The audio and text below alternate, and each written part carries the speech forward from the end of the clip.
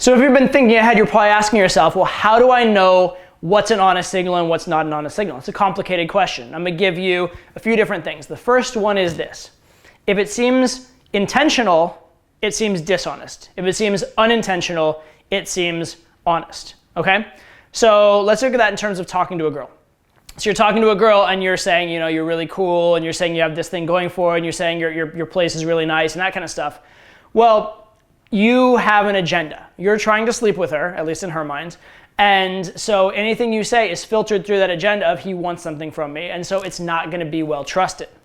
Now, if a friend of yours says the same thing about you that you were saying about yourself, the friend has less of an agenda because he's not trying to get his own dick wet. He's trying to get your dick wet. So he still has a little bit of an agenda, but it's less, so it's treated as more trustworthy.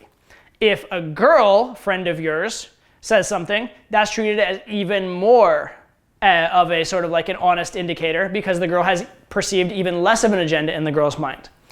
If the girl happens to find it out by accident without anyone telling her, then it has no agenda whatsoever and it will be treated as completely honest, okay? Here's the other thing. Anything you did to specifically try and impress that particular girl is intentional, so it will be perceived as dishonest, okay?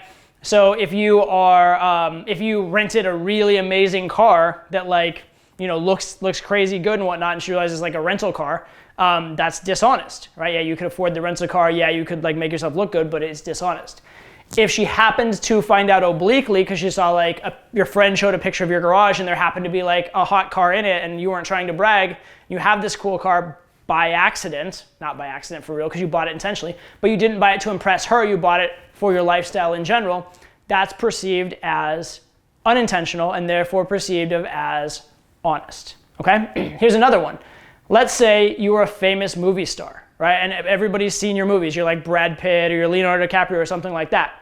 You didn't become a famous movie star to get that particular girl. Now, quite possibly, funny enough, you may have actually become a famous movie star in order to get girls on a deep level. But at least you didn't do it for that one particular girl, and it's a true fact about your life. And so because, again, you didn't get there specifically to manipulate this one person, it's treated as honest, and therefore it's trustworthy.